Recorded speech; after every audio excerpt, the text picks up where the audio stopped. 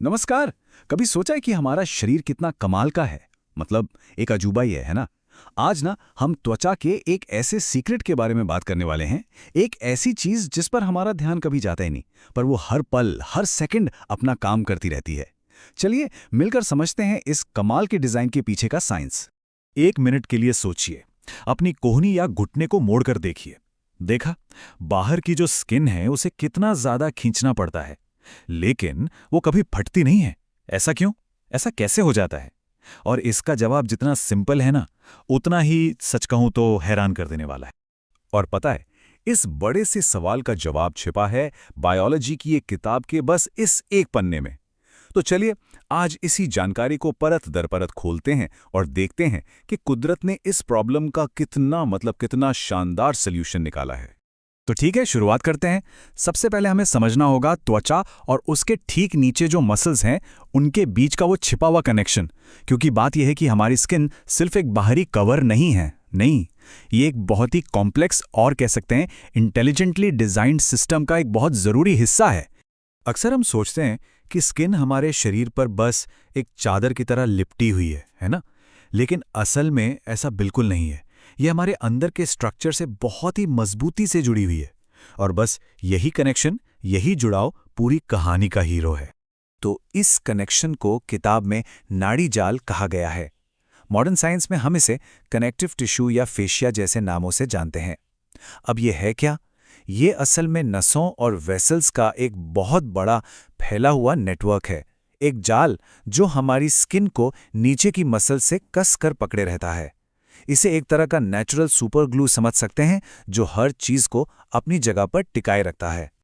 और यहां बात सबसे मजेदार हो जाती है। ये जो नेटवर्क है ना, ये दो बिल्कुल उल्टे काम एक साथ करता है। सोचिए, एक तरफ तो ये स्किन को एक एंकर की तरह, लंगर की तरह मजबूती से पकड़ता है ताकि वो अपनी जगह से हिले नहीं, और वहीं दूसरी तरफ ये उसे फ्लेक्सिबिलिटी भी देता है, मतलब खिंचने के लिए जरूरी ढीलापन।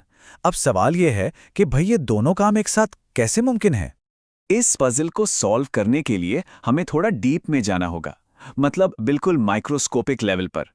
तो चलिए जरा जूम इन करते हैं और देखते हैं कि ये जो मजबूत नेटवर्क है, ये आखिर बना किन चीजों से है, इसके बिल्डिंग ब्लॉक्स क्या हैं। देखिए, हमारे शरीर की इंजीनियरिंग एक फैक्ट्री की असेंबली लाइन जैसी है। सब कुछ शुरू होता है सबसे छोटी यूनिट से, यानी सेल्स या कोशिका। ये सेल्स आपस में जुड़कर पतले पतले धागे बनाते हैं, जिन्हें नाड़ी कहा गया है। फिर ऐसे बहुत सारे धागे मिलकर एक मोटी बड़ी नाड़ी बनाते हैं, जो एक रस्सी जैसी होती है। और फिर इन्हीं मजबूत रस्सियों के बंडल से बनती हैं हमारी मसल्स। और ये जो रस्सी वाला एग्जाम्पल है ना, ये एकदम परफेक्ट है। सोचिए, एक अकेला धागा तोड़ना कितना आसान है ना, लेकिन जब हजारों धागों को मिलाकर एक मोटी रस्सी बना दी जाए तो उसे तोड़ना लगभग नामुमकिन हो जाता है। बस हमारे शरीर में ताकत भी ठीक इसी प्रिंसिपल पर बनती है। तो ठीक है, अब हमें ये तो समझ आ गया कि ये स्ट्रक्चर इतना मजबूत क्यों है। अब वापस आते हैं अपने ओरिजिनल सवाल पर। आखिर ये ढीलेपन का क्या चक्कर है? इसका क्या जादू है? और ये कैसे समझाता है कि घुटना मोड़ने पर हमारी स्किन फटती क्यों नहीं? तो हमने ये देख लिया कि स्किन और मसल्स एक मजबूत रस्सी जैसे जाल से जुड़े हैं।